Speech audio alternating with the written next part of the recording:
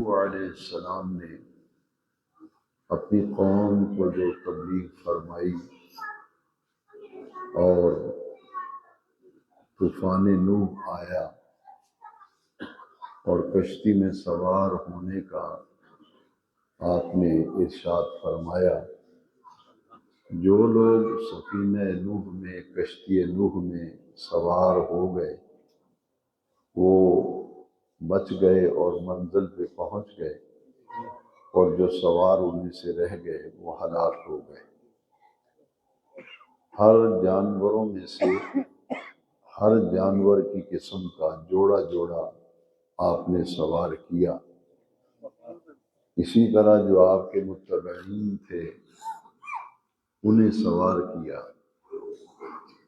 اور طوفان نوح میں جودی پہاڑ پر آپ کی کشتی، آپ کا سفینہ جا کر کے ٹھہرا، اور اس جودی پہاڑ پر جتنے بھی سوار تھے وہ اتر گئے اور انہیں اللہ کریم نے محفوظ فرما دیا۔ اس واقعے میں اصل حکمت یہ تھی کہ جو حضرت نوح علیہ السلام کی دعوت کو قبول کرنے والے تھے، ان کی بات ماننے والے تھے، ان کے حصے میں نجات آئی، اور جو ایمان نہ لائے، ان کی بات ماننے سے انکار کیا، وہ ہلاک ہو گئے۔ نبی کریم صلی اللہ علیہ وسلم نے اپنے اہل بیت کو سفینہ نوح کی طرح ارشاد فرمایا۔ حضور کی حدیث مبارکہ ہے، مثل اہل بیتی کسفینۃ نوح، میری اہل بیت کی مثال اس طرح ہے جیسے نوح علیہ السلام کا سفینہ ہے، فمن رکبھا فقد نجا، جو سوار ہو گیا وہ نجات پا گیا، اور جو سوار ہونے سے رہ گیا وہ ہلاک ہو گیا۔ سفینہ نوح سے حضور نے تشبیہ دے کر اپنے اہل بیت اطہار کی عزت اور عظمت بتائی کہ جو ان کی غلامی میں اپنی زندگی بسر کرے گا اس کے حصے میں نجات آئے گی، اور جو اہل بیت اطہار کی بات نہ مانے، ان کے طریقے پہ نہ ہو، ان کا متبع نہ ہو، ان سے عداوت اور بغض اور حسد رکھے، اس کا انجام وہی ہوگا جو قوم نوح کا ہوا تھا۔ اسی طرح آج کی منزل میں چونکہ قرآن مجید میں پہلے انبیاء کرام کے واقعات کو اس لیے بیان کیا گیا کہ رب کریم نے خود ارشاد فرمایا کہ یہ واقعات انبیاء کرام علیہم التسلیمات کے جو قرآن مجید میں ذکر کیے گئے، اس کا اصل مقصد یہ ہے کہ لوگ ان واقعات کو سن کر اور اس میں غور و فکر کر کے اپنی اصلاح کریں، کہ وہ قومیں جنہوں نے انبیاء کرام کو جھٹلایا اور ان کی تعلیمات کو تسلیم نہیں کیا، تو ان کا جو حال اور حشر ہوا تھا، تو نبی آخر الزمان حضور خاتم الانبیاء علیہ السلام دین برحق لے کر کے آئے، جو تو آپ پر ایمان لائیں گے، آپ کی تعلیمات پر عمل پیرا ہوں گے، تو نجات جو ہے وہ انہی کے حصے میں آئے گی۔ پہلی قومیں جو ہیں وہ ذرا سی گڑبڑ کرتی تھیں تو عذاب آ جاتا تھا۔ حضرت نوح علیہ السلام کے دور میں طوفان آیا اور قوم لوط کو زمین سے اٹھا کر بلندیوں پہ لے جا کے پلٹ دیا گیا، بعض قوموں پر پتھروں کی بارش کی گئی آسمان سے، قومیں تباہ و برباد ہو گئیں، نام و نشان مٹ گئے، اور ایک قوم ایسی تھی جن کی شکلیں بگڑ گئی تھی، پھٹکارے ہوئے بندر کی طرح ان کے شکلیں اور چہرے بگڑ گئے۔ عذاب الہی کا شکار ہوئی مختلف انبیاء کی قومیں۔ کل کی تراویح میں یہ آیت کریمہ ہم نے سنی، اور اس سے پہلی منزل میں بھی اس کا کچھ ذکر آیا کہ یہ جو آخری امت ہے نا، آخر الانبیاء، حضور خاتم الانبیاء صلی اللہ علیہ وسلم اللہ کریم کے آخری نبی، رسول اور پیغمبر ہیں، ان کے بعد نبوت کا دروازہ جو ہے وہ ہمیشہ ہمیشہ کے لیے بند ہو گیا ہے۔ لہذا یہ امت آخری امت ہے، اور یہ اعزاز صرف اس امت کو ملا ہے۔ پہلی امتوں کی شکلیں بگڑ گئیں، ان کے عذاب آتے رہے، نام و نشان مٹ گیا، لیکن اللہ کریم نے اپنے محبوب کریم علیہ السلام سے وعدہ کیا ہے، وَمَا كَانَ اللَّهُ لِيُعَذِّبَهُمْ وَأَنْتَ فِيهِمْ، کہ اے محبوب جب تک آپ ان میں تشریف فرما ہیں میں انہیں عذاب نہیں دوں گا۔ یعنی حضرت آدم علیہ نبینا علیہ السلام سے لے کر حضرت عیسیٰ تک جتنے انبیاء کرام تشریف لائے، اور جن قوم عاد، آج کی منزل میں بھی ذکر گزرا قوم سمود کا بھی، حضرت صالح علیہ السلام کی اونٹنی کا واقعہ بھی آج کی منزل میں گزرا۔ عرض کرنے کا یہ مقصد ہے کہ تمام انبیاء کے واقعات ذکر کیے گئے، قوموں کو عذاب آیا، نام و نشان مٹ گئے، شکلیں بگڑ گئیں، لیکن اس امت کا یہ اعزاز ہے۔ پھر امت کا بھی فرض بنتا ہے، امت کے ذمہ داری ہے کہ جس رب نے جس محبوب کریم کے تصدق اور توسل سے اتنا کرم کیا ہے، اتنا کرم کیا ہے، تو پھر ہمیں دیکھنا چاہیے کہ ہم اپنے آقا کریم صلی اللہ علیہ وسلم کی تعلیمات سے اتنے دور کیوں ہیں کہ جن کی بدولت، جن کے وسیلہ جلیلہ سے، جن کے تصدق سے، جن کے توسل سے آیت کریمہ نازل ہو گئی، ما کان اللہ لیعذبہم وانت فیہم، جب تک آپ ان میں تشریف فرما ہیں اللہ کریم انہیں عذاب نہیں دے گا۔ ایک مفسر نے بڑی پیاری بات لکھی ہے کہ اللہ کریم فرماتا ہے کہ اے محبوب آپ کی سمت کے حالات ایسے ہیں، ان کے اعمال ایسے ہیں کہ انہیں عذاب دیا جائے، لیکن آپ کا گنبد خضرا نظر آیا ہے۔ تو حضور کی ذات اقدس کے بڑے احسانات ہیں امت پر حضور کے بہت احسانات ہیں، جو سورہ توبہ کی آیات آپ نے ان میں بھی مضامین آئے، لَقَدْ جَاءَكُمْ رَسُولٌ مِّنْ أَنفُسِكُمْ عَزِيزٌ عَلَيْهِ مَا عَنِتُّمْ حَرِيصٌ عَلَيْكُمْ بِالْمُؤْمِنِينَ رَءُوفٌ رَحِيمٌ۔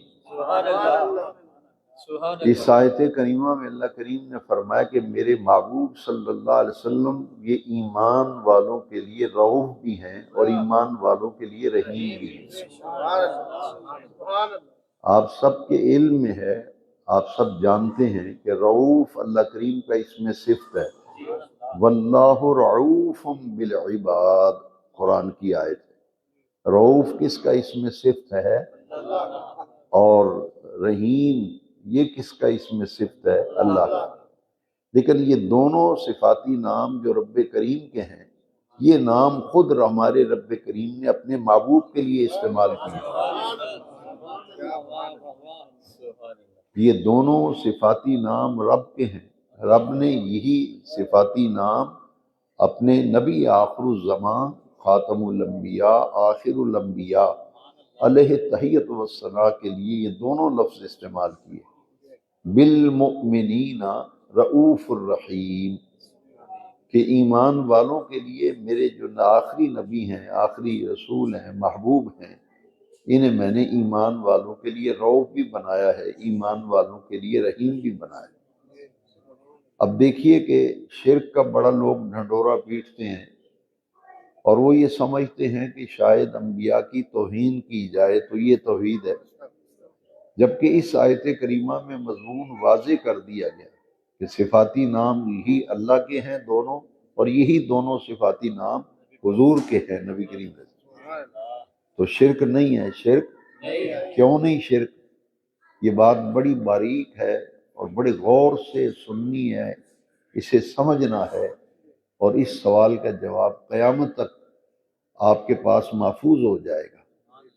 اللہ بھی رعوف و رحیم ہے، حضور بھی رعوف و تو شرک نہیں ہے، حالانکہ وہی صفاتی نام جو رب کے ہیں وہی حضور کے ہیں، تو یہ شرک کیوں نہیں؟ اس لیے کہ اللہ رعوف اور رحیم ہونے میں کسی کا محتاج نہیں۔ اللہ کریم رعوف اور رحیم ہونے میں کسی کا، اور اللہ کریم کو کسی نے رعوف اور رحیم نہیں بنایا، اس کا رعوف اور رحیم ہونا ذاتی ہے، وہ از خود رعوف اور رحیم ہے، اور نبی کریم علیہ السلام کو رب کریم نے رعوف و رحیم بنایا ہے۔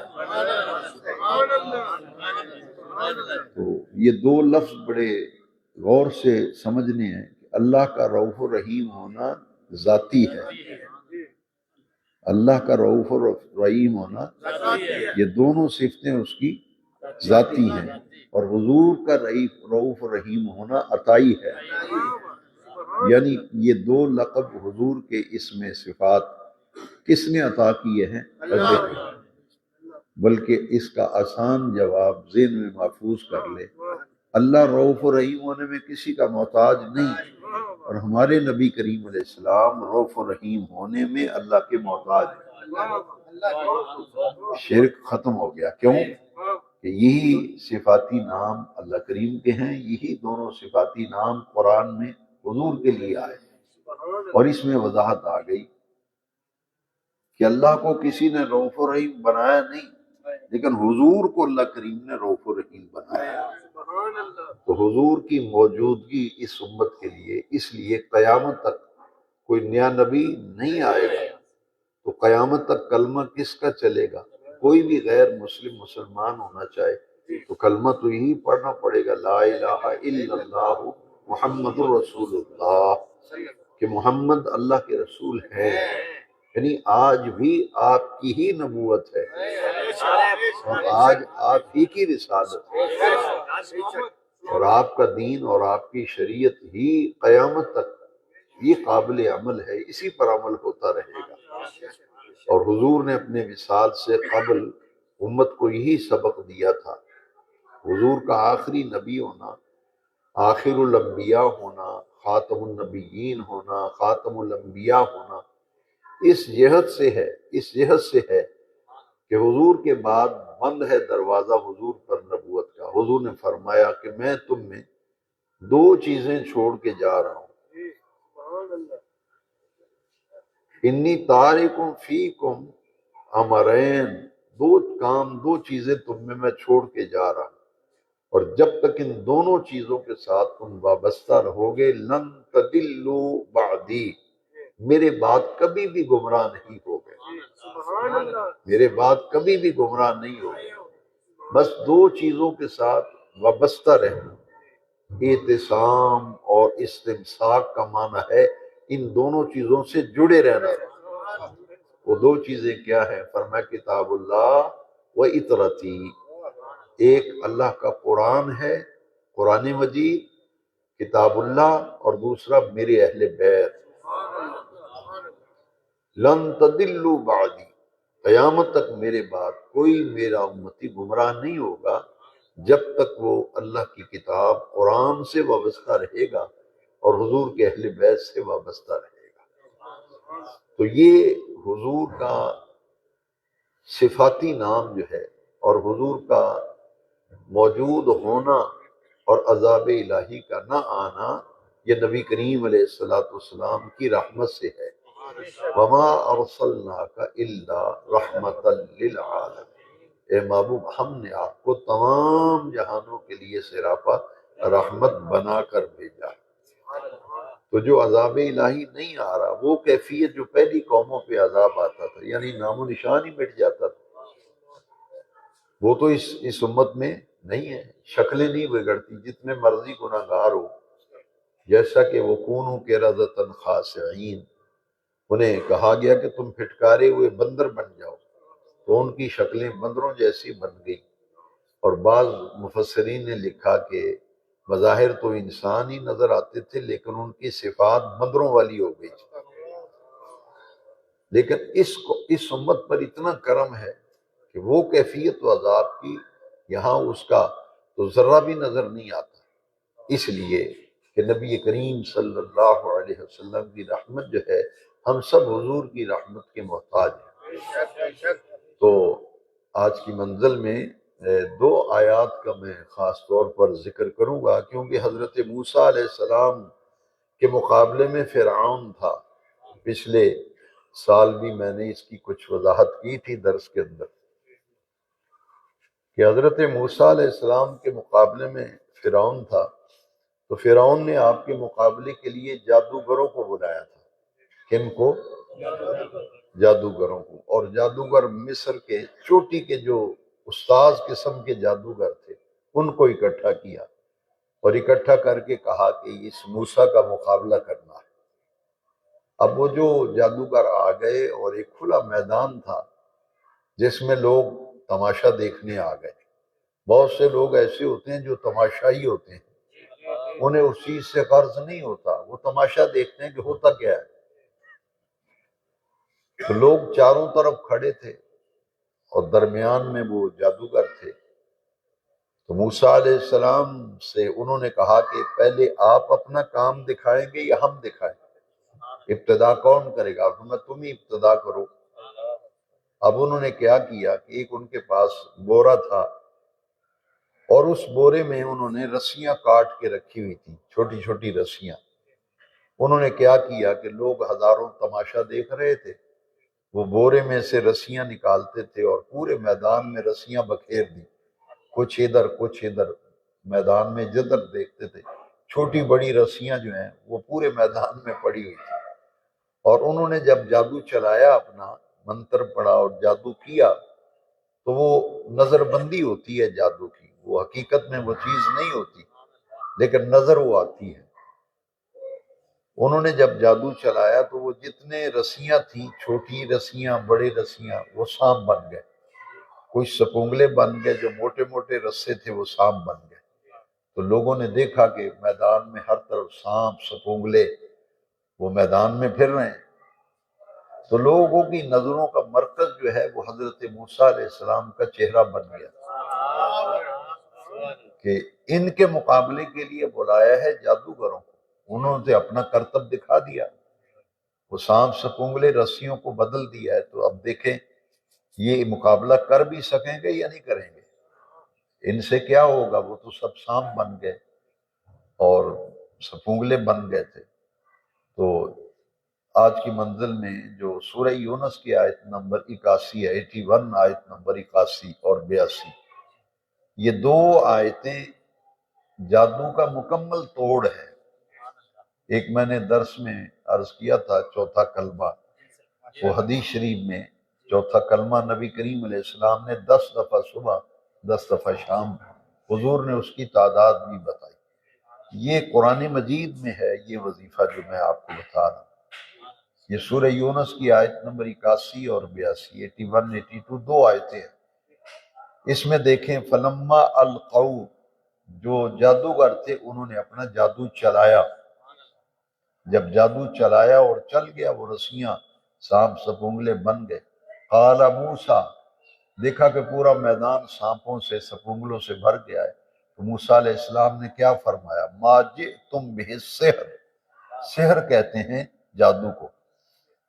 کئی لوگ کہتے ہیں سحری کھا لو، وہ سحری تو جادو کو کہتے ہیں، لفظ ساحری ہے، لفظ کیا ہے؟ ساحری، بوقت سحر۔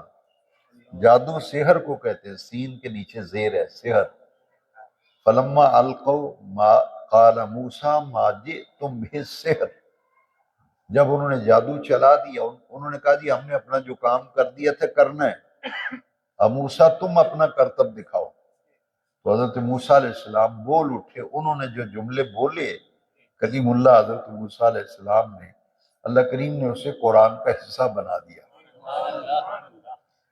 یہ کلام اور یہ جملے حضرت موسیٰ علیہ السلام کے ہیں، لیکن جب ہم قرآن پڑھیں گے تو قرآن کو کتاب اللہ ہے، کلام اللہ کہتے ہیں کہ اللہ کا کلام ہے۔ تو یہ بات حضرت موسیٰ علیہ السلام نے کہی تھی، ما جئتم بہ السحر، یہ جتنا بھی تم جادو لے کے آئے ہو، تم نے کرتب دکھایا، منتر پڑھا، جادو کیا، جادو کا عمل چلایا، ان اللہ سیبطلہ، یہ دیکھیے یہ شان ہے پیغمبر کی، یہی شان ہے اللہ کے ولی۔ وہ لوگوں کی توجہ اپنی طرف نہیں کراتے، جو اپنی طرف توجہ کرائے سمجھ لو شعبدہ باز ہے، وہ شعبدہ باز ہے، مداری ہے وہ۔ جو اہل اللہ ہیں وہ لوگوں کی توجہ اپنی ذات کی طرف نہیں کرواتے، وہ تو اللہ کی طرف کرواتے۔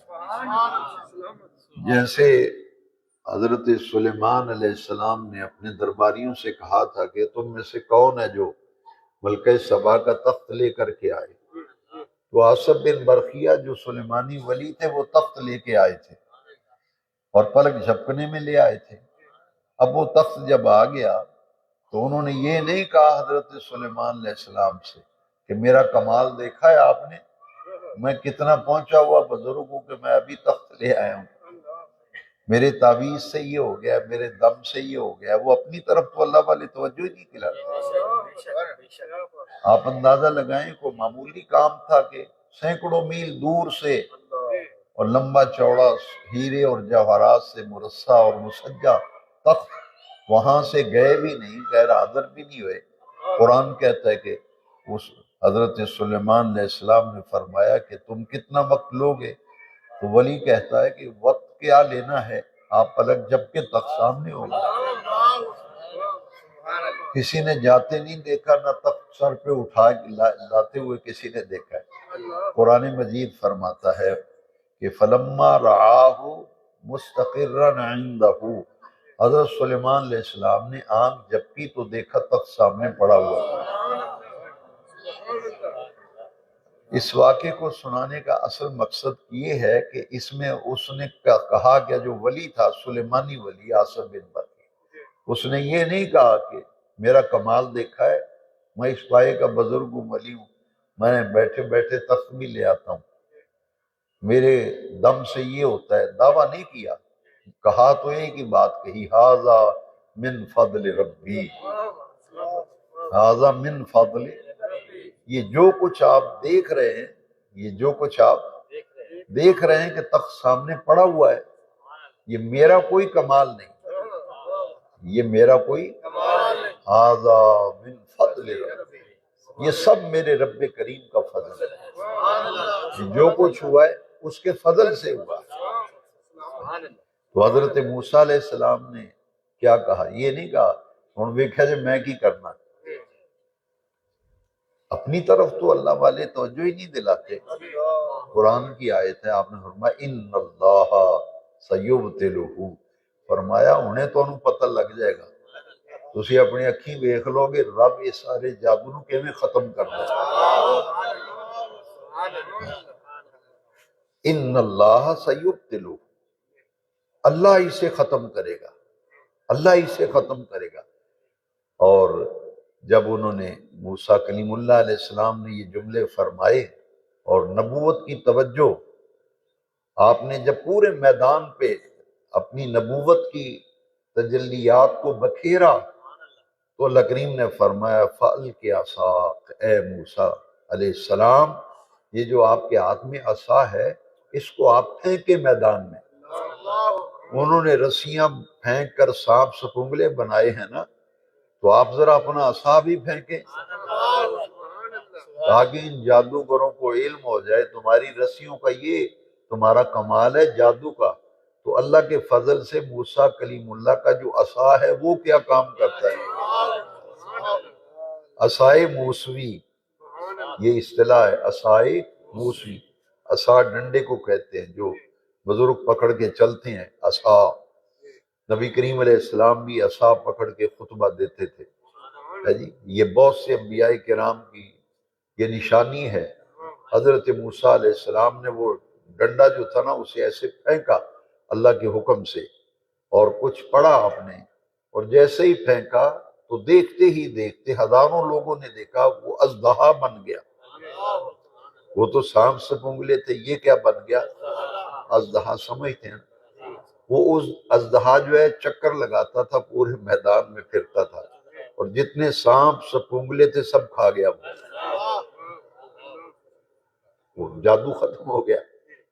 اب وہ لوگ دیکھیں کہ سارے سانپ سپونگلے جو ہیں وہ اژدہا نکل گیا ہے۔ اب دیکھیں تو یہ تو تھا عصائے موسوی، ڈنڈا تھا، عصا تھا، یہ بن گیا اژدہا۔ اب دیکھتے ہیں کہ موسیٰ علیہ السلام آگے کیا کرتے ہیں، سارا جادو شادو ختم، جتنا آپ نے فرمایا کہ اور بھی کرتب کرنا ہے تو کرو، وہ سارے جادوگر حضرت موسیٰ علیہ السلام کے پاؤں پڑ گئے۔ انہوں نے کہا ساڈی توبہ، پڑھاؤ کلمہ تے اپنا امتی بڑھا دو۔ اپنی آنکھوں سے انہوں نے دیکھ لیا کہ نبوت کے مقابلے میں کیا حیثیت ہے ان کی، سب نے دیکھ لیا۔ اب اللہ کریم نے فرمایا کہ اے موسیٰ کلیم اللہ، آپ خوف نہ کیجئے، دل میں کوئی خیال نہ لائیں، یہ جو اژدہا ہے انہیں اسے ہاتھ ڈالیں۔ بھئی اژدہا کو کوئی ہاتھ لگاتا ہے کوئی؟ تو اللہ کریم نے فرمایا کہ لا تخف، اے موسیٰ خوف نہ کریں، دل میں سوچیں نہ، ہماری عطاؤں کو دیکھیں۔ اب جب حکم ربانی آ گیا، حکم الہی آیا، جیسے ہی حضرت موسیٰ کلیم اللہ نے اژدہا کو پکڑنے کے لیے ہاتھ بڑھایا تو دیکھتے ہی دیکھتے وہی عصا بن گیا جو پھینکا تھا۔ اب وہ جو قوم جو ہے حضرت موسیٰ جو فرعون کے وزیر مشیر تھے وہ ریزائن کرنے لگے۔ انہوں نے کہا بھی کتنا بے وقوف آدمی ہے، یہ تو ان کی نبوت کا کمال ہے، اس سے معلوم ہوتا ہے کہ حضرت موسیٰ کلیم اللہ جو ہیں یہ اللہ کے سچے پیغمبر و نبی ہیں۔ اور فرعون جو ہے وہ خدائی کا دعویٰ کرتا تھا، کہتا تھا انا ربکم الاعلی، میں تمہارا بڑا رب ہوں۔ تو حضرت موسیٰ علیہ السلام آج کی منزل میں یہ دو آیتیں خاص طور پر میرے پاس بہت سے لوگ جب دعا کرانے آتے ہیں تو اپنی کیفیات، گھر کے حالات، کاروبار، معاملات بتاتے ہیں، تو میں ان سب کو یہ اجازت بھی دیتا ہوں، کہتا ہوں کہ آپ یہ پڑھیں، اور 21 دن اس کا وظیفہ بزرگوں نے لکھا ہے۔ اگر 21 دن پڑھنے کے باوجود احوال ٹھیک نہ ہوں تو پھر 21 دن اور کرنا پڑتا ہے۔ تو عمومی طور پر اگر ہلکے درجے کا کوئی جادو ٹونا ہو تو 21 دن میں مکمل طور پہ ختم ہو جاتا ہے، اور اگر کوئی بڑا یہ زیادہ جو غیر مسلم ہیں وہ یہ کرتے ہیں جادو ٹونے کے عمل، دوسرے بھی گمراہ لوگ بھی کرتے ہیں، ملنگ تلنگ لوگ جو ہیں وہ بھی کرتے ہیں، اور یہ جادو کے قرآن مجید میں کئی مقامات پر جادو کا ذکر آیا ہے، جو چلایا جائے وہ چلتا ہے۔ اب یہ ہوا کہ یہ دو آیتیں ہیں 81-82، فلما القوا قال موسیٰ ما جئتم بالسحر ان اللہ سیبطلہ ان اللہ لا یصلح عمل المفسدین ویحق اللہ الحق بکلماتہ ولو کرہ المجرمون۔ یہ دو آیتیں ہیں، لیکن میرے والد صاحب رحمۃ اللہ تعالیٰ علیہ آپ فرماتے تھے کہ ان اللہ سیبطلہ، یہ دو لفظ انہیں 3 مرتبہ پڑھنا ہے، باقی ساری دونوں آیتوں کے لفظ ایک ایک دفعہ، جب اس پہ پہنچے نا تو پڑھے ان اللہ سیبطلہ ان اللہ سیبطلہ ان اللہ یہ 3 دفعہ پڑھیں۔ اس کا معنی ہے کہ جتنا بھی جادو ٹونا کسی حاسد نے، کسی دشمن نے، کسی بدخواہ نے کیا ہے، میرا اللہ کریم اسے ختم کر دے گا۔ آیت کا معنی کتنا پیارا ہے، ان اللہ سیبطلہ، ان قریب، یہ سین جو ہے نا اس کا معنی ہے ان قریب، ان قریب میرا اللہ جتنا بھی جادو چلایا ہے، کیا گیا ہے، وار کیا ہے، کالا ہے، پیلا ہے، جو بھی جادو ہے جی، ان اللہ سیبطلہ، میرا اللہ کریم اسے ختم کر دے گا۔ اسے پورے یقین سے سورہ یونس کی آیت نمبر 81 اور 82، اس کی تعداد ہے 10 مرتبہ۔ پہلی آیت سے شروع ہو جائیں آخری آیت تک 10 مرتبہ پڑھیں، دونوں آیتیں 10 مرتبہ ہو جائیں گی۔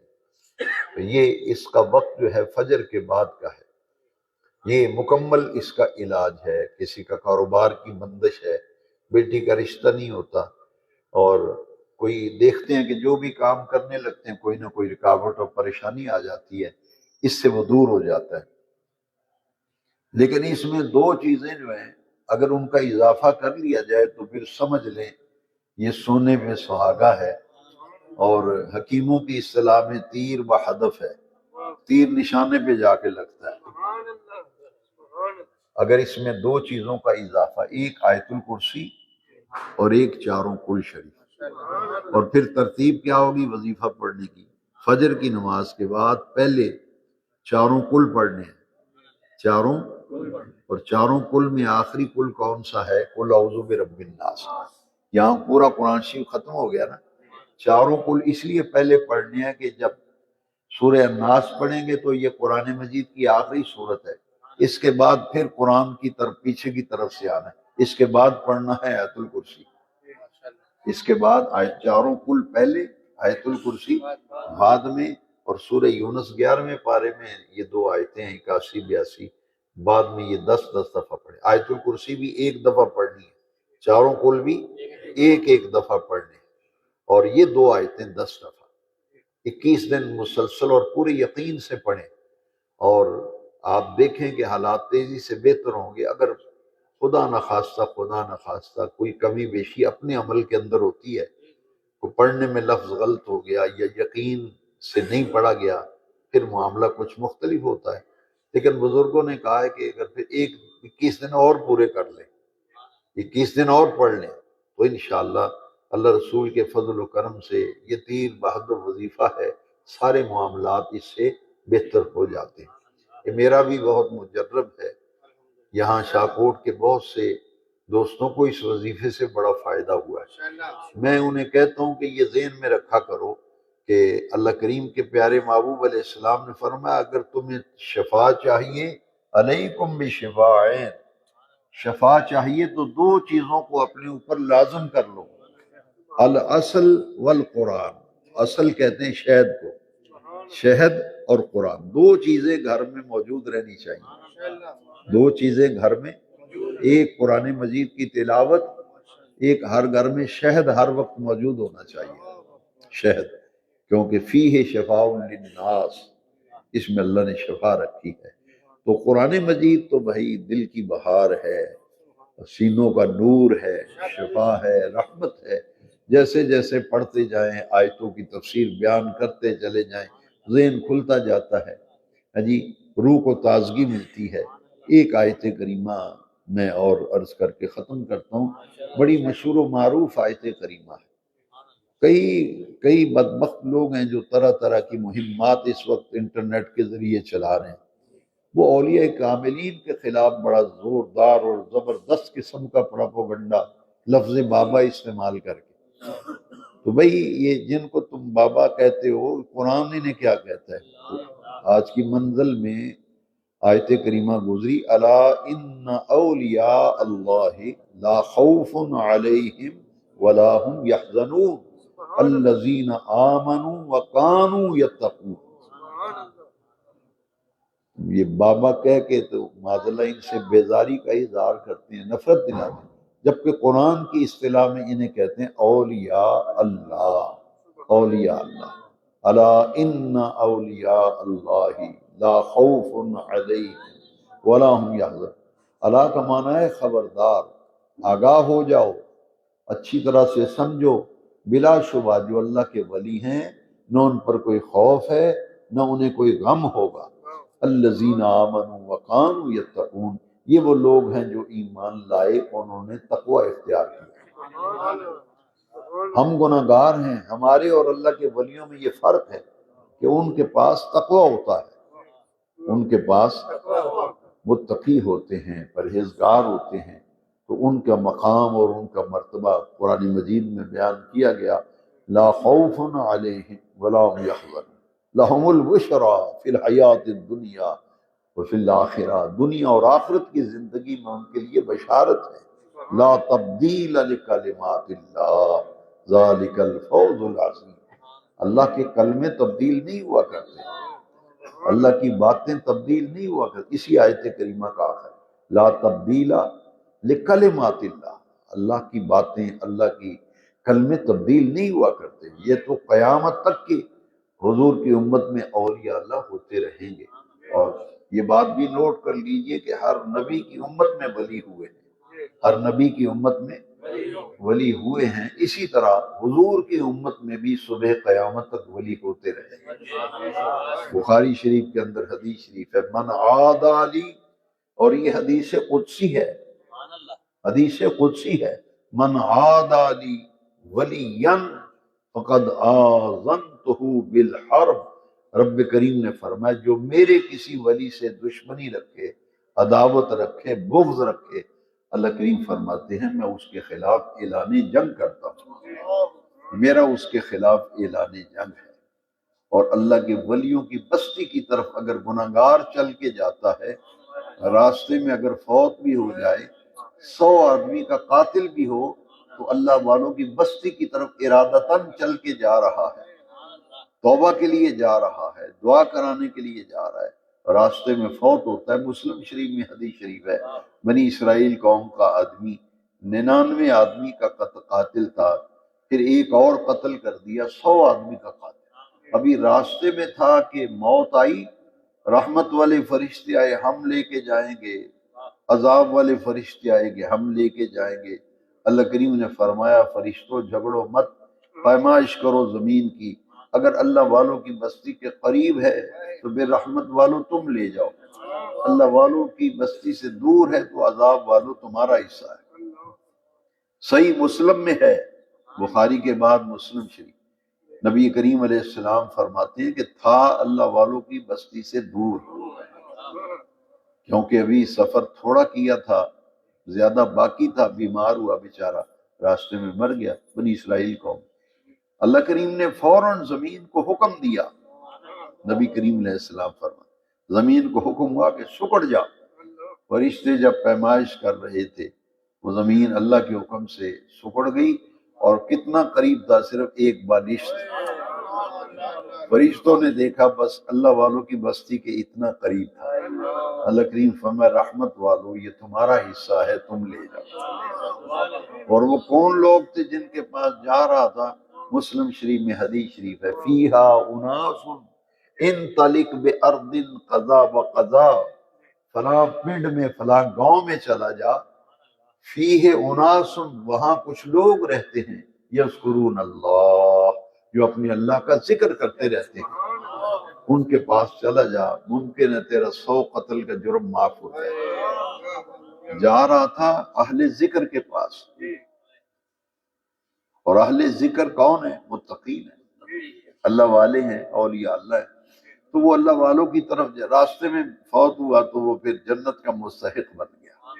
تو یہ اللہ والوں کی دوستی، ان کا قرب کتنا فائدہ دیتا ہے۔ دیکھیے کئی آیتیں ہیں، وہ ایک درس میں تو ساری میں بیان کرنا ممکن ہی نہیں ہوتا، لیکن 2-3 آیتیں ذرا سن لیں۔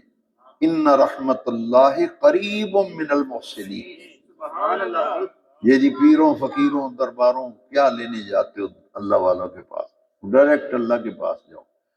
وہی رب تو خود فرما رہا ہے ان رحمت اللہ قریب من المحسنین، بلا شبہ اللہ کی رحمت محسنین کے قریب ہے۔ پانی رب کی رحمت ہے، ملے گی کہاں؟ فرمایا محسنین کے پاس تمہیں اللہ کی رحمت مل جائے گی۔ اتقوا اللہ وکونوا مع الصادقین، کہ اللہ سے ڈرو اور صادقین کے ساتھ جڑ جاؤ۔ اور یہ آیت تو اگر اس آیت سے بھی کسی کی اصلاح نہیں ہونی تو پھر اس کو اپنی خیر منانی چاہیے، پھر اس کو کچھ سوچنا چاہیے کہ میں کہیں ایسی غلط پٹڑی پہ چڑھ گیا ہوں کہ ہدایت تو مجھے ملے گی نہیں، اسے یہ سوچ لینا چاہیے۔ آیت کریمہ اتنی پیاری ہے، اس میں واضح فرمایا گیا، اللہ کریم نے فرمایا وَاتَّبِعْ سَبِيلَ مَنْ أَنَابَ إِلَيَّ، اللہ کریم نے فرمایا جس نے اپنا رخ میری طرف کر لیا ہے، جو ہر معاملے میں میری طرف رجوع کرتا ہے، وَاتَّبِعْ تم اس کے پیچھے پیچھے چلو، وَاتَّبِعْ سَبِيلَ مَنْ أَنَابَ إِلَيَّ، یہ لفظ منیب ہے نا، منیب کا معنی ہے ہر معاملے میں اللہ کی طرف رجوع کرنے والا۔ تو وہ ولی ہوتا ہی نہیں جو اللہ کی طرف رجوع نہ کرے، وہ ولی کیسے ہوگا؟ دوستو ولی ہوتا ہی وہ ہے جو ہر معاملے میں اللہ کی طرف رجوع کرے۔ ہمارے ایک بڑے پیارے درویش تھے، سادہ سے تھے، وہ فرمایا کرتے تھے کہ بزرگوں کے پاس اس لیے جاتے ہیں ساڈی تواڈے اگے تواڈی خدا اگے، ساڈی تواڈے اگے تواڈی خدا اگے۔ پچھلے درس میں سورہ نساء کی آیت میں بھی یہ مضمون گزرا ہے، وَلَوْ أَنَّهُمْ إِذ ظَّلَمُوا أَنفُسَهُمْ جاؤ در مصطفیٰ پہ اور وہاں جا کے کہو یا اللہ بخش دے، وَاسْتَغْفَرَ لَهُمُ الرَّسُولُ، بخشش اللہ فرماتا ہے مجھ سے مانگو، میرے محبوب بھی تمہاری جب سفارش کر دیں گے، لَوَجَدُوا اللَّهَ تَوَّابًا رَحِيمًا، اللہ تمہاری توبہ بھی قبول کرے گا، تمہیں اپنی رحمتیں بھی عطا فرمائے گا۔ اور ایک بڑی زوردار دلیل ہے، اس پر درس ختم کرتا ہوں۔ اور اگر کسی بزرگ سے کوئی کہہ دے، نیک آدمی، متقی، درویش، فقیر، اس کہہ جی میرے واسطے دعا کرو، تو کئی لوگوں کو بڑی جلن ہوتی ہے اور چبھن ہوتی ہے، اور وہ پتہ کیا کہتے ہیں، تو انہاں کو کیوں دعا کرانا ہے، رب سارے دے نہیں سندا تے تو آپ کرنا رب کو دعا، انہاں کو کیوں کرانا دعا، ایسی جلن ہوتی ہے، چیختے چلاتے ہیں کہ جی تو آپ نہیں مانگ سکتا ڈائریکٹ، بھئی آپ مانگنے سے کس نے منع کیا ہے؟ اب بڑے غور سے یہ حدیث سننی ہے، مسلم شریف میں نبی کریم علیہ السلام نے دو شخصیات سے فرمایا، ایک مولا علی کرم اللہ تعالی، ایک حضرت عمر فاروق اعظم، دونوں سے حضور نے فرمایا کہ تمہاری ملاقات ہوگی اویس قرنی سے، تمہاری ملاقات ہوگی، اور جب انہیں ملنا تو میرا سلام بھی کہنا، میرا سلام بھی کہنا۔ اور حضور نے اپنا جو جبہ مبارک پہنا تھا حضور نے اتار کر مولا علی اور حضرت عمر کو دیا، آپ نے فرمایا کہ یہ جبہ لے جانا، میری طرف سے اس کو تحفہ دینا اویس کو، اور اویس قرنی سے کہنا، یہ لفظ غور سے سننا، اویس قرنی سے کہنا میرا پیغام دینا کہ میری امت کی بخشش کی دعا کرے۔ تو حضور تو رحمت للعالمین ہیں، نبی الانبیاء ہیں، تمام 1.25 نبیوں سے افضل رسول، 1.25 نبیوں، 313 رسولوں کے امام سردار، وہ اپنے ایک غلام کو کہہ رہے ہیں، اپنے ایک عاشق زار کو کہہ رہے ہیں، اور فرمایا اویس کو کہنا کہ یہ میری طرف سے جبہ ہے، اور میرا سلام بھی کہنا میری امت کی بخشش کی دعا کرو۔ تو حضور تو خود پیدا ہوتے ہی فرماتے رب حبلی امتی، غاروں میں رو رو کر امت کے لیے دعائیں کی، تو پھر حضور فرما رہے ہیں کہ اویس کو کہنا میری امت کی بخشش کی، یہ حضور نے فرمایا تاکہ پتہ چل جائے کہ اللہ والوں سے دعائیں کروانا یہ نبی کریم کی تعلیم ہے، یہ حضور کی، ہم تو دعا کرانے کے لیے جاتے ہیں۔ اور اگر یہ میں دلیل عرض نہ کروں تو ناانصافی ہوگی۔ دیوبند مکتبہ فکر کے مولانا رشید احمد گنگوہی، انہوں نے اپنی کتاب میں لکھا ہے کہ کسی بزرگ کے مزار پر جا کر یہ کہنا، کسی ولی، کسی بزرگ کے مزار پر جا کر یہ کہنا، قبر کے سامنے کھڑے ہو کر یہ کہنا آپ اللہ والے ہیں، آپ اللہ کے نیک بندے ہیں، آپ اللہ کے ولی ہیں، میرے حق میں دعا کریں، میرے حق میں دعا کریں۔ فتاوی رشیدیہ میں لکھا ہے اس کی گنجائش ہے، اس کی گنجائش ہے۔ تو ہم تو بھائی دعا کرانے ہی جاتے ہیں۔ ہمارے اعلیٰ حضرت نے مزارات پہ حاضری کا جو طریقہ لکھا ہے وہ یہ ہے کہ فاتحہ کے بعد کہیں کہ اے صاحب مزار، آپ اللہ کے نیک بندے ہیں، آپ اللہ کے ولی ہیں، آپ کو مقام قرب حاصل ہے، میں آپ سے دعا کرانے آیا ہوں، میرے حق میں دعا کریں، میرا یہ کام ہو جائے، میرے حق میں دعا کریں۔ تو یہ بقول مولانا رشید احمد گنگوہی مزارات پہ جا کے یہ کہنا کہ حضرت میرے لیے دعا کریں، اس کی گنجائش ہے۔ جامعہ اشرفیہ ہے لاہور میں، فیروز پور روڈ پہ، اس کے محتمم میں مولانا عبد الرحمن اشرفی، یہ چند سال پہلے فوت ہو گئے۔ روزنامہ جنگ میں وہ آپ کے دینی مسائل اور ان کا حل ایک کالم آتا تھا، سوالوں کے وہ جواب دیتے تھے۔ وہ اخبار بھی محفوظ ہیں، اب ان کی سوانح عمری جو ہے اس میں بھی یہ بات چھپ گئی۔ وہ ہر جمعرات کو داتا صاحب جاتے تھے۔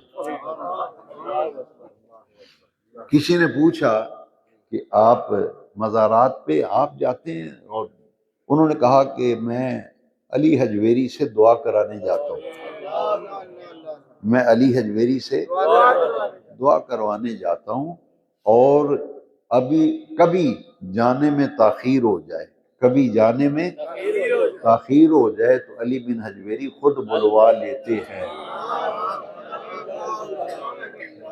میں تو وہ ریفرنس پیش کرتا ہوں جو میرے پاس موجود ہوتے ہیں، اور کوئی ان کے مکتب فکر کا کوئی آدمی جو ان سے واقف ہے وہ انکار نہیں کرے گا۔ میں نے خود ان کو داتا صاحب ایک دفعہ دیکھا، تو میں نے ان سے ایک بات بھی کی، نکلتے نکلتے وہ نکل رہے تھے، میں نے کہا اس موقع سے فائدہ اٹھانا چاہیے تاکہ یہ ان کا نقطہ نظر معلوم ہو جائے۔ تو میں نے، وہ بالکل دروازے سے باہر نکل رہے تھے تو میں ساتھ ساتھ چلا، میری طرف انہوں نے دیکھا، مجھے کہتے ہیں کہ لگتا ہے آپ کوئی بات کرنا چاہتے ہیں۔ میں نے کہا ہاں جی۔ میں نے کہا جی مزارات پہ حاضری کا طریقہ کیا ہے؟ تو مجھے فوراً انہوں نے پتہ کیا کہا کہ جب بھی کسی اللہ والے کے پاس جائیں، زندہ ہوں یا وصال فرما جائیں، ان سے کہا مزار پہ کھڑے ہو کر کہنا چاہیے کہ آپ اللہ کے مقرب ہیں، محبوب ہیں، ولی ہیں، نیک ہیں، آپ میرے حق میں دعا کریں۔ تو وہ سمجھ گئے کہ سوال آخر ہو رہا ہے، کوئی وجہ ہے۔ مجھے کہنے لگے میں تو علی حجویری سے دعا کرانے آتا ہوں، میں علی حجویری سے، اور کبھی لیٹ تاخیر ہو جائے تو کرم فرماتے ہیں، خود بلوا لیتے ہیں۔ بھئی ہم بھی تو دعا کروانے ہی جاتے ہیں، اور آخری بات دعا کس سے کی جاتی ہے؟ دعا کس سے؟ یہ غلط فہمی ہے لوگوں کو۔ صاحب مزار سے کو دعا مانگتا ہے، جو بھی دعا مانگ رہا ہے وہ اللہ سے دعا مانگتا ہے جی۔ تو دعا اللہ سے مانگی جاتی ہے، اللہ کے سوا کسی سے دعا نہیں ہے۔ نبی کریم علیہ السلام کی بارگاہ میں استغاثہ ہے، حضور کی بارگاہ میں، جو مدینہ شریف جتنے بھی حاجی بیٹھے ہیں، حضور کے روضہ پہ جب حج کیا تھا تو حضور سے استغاثہ کیا تھا، اسالک الشفاعہ یا رسول اللہ، حضور میری شفاعت فرمائے، حضور میری شفاعت فرمائے۔ اسے استغاثہ کہتے ہیں۔ استغاثہ نبیوں سے، ولیوں سے، اور دعا صرف رب کریم سے، رب کے سوا کسی کے آگے دعا نہیں۔ ولی کے مزار کو وسیلہ بنا کر وہاں دعا کرتے ہیں، اللہ تیرے یہ نیک بندے ہیں، یہ یہاں آرام فرما ہیں، تیری بارگاہ میں ان کی باتیں قبول ہیں، ان کے تصدق میں ہماری دعائیں بھی قبول فرما۔ اور صاحب مزار سے عرض کیا جاتا ہے کہ آپ میرے حق میں دعا فرمائیں، اللہ تعالیٰ ان کی دعاؤں کو قبول فرماتا ہے۔ الصلاۃ والسلام علیک یا سیدی یا رسول اللہ۔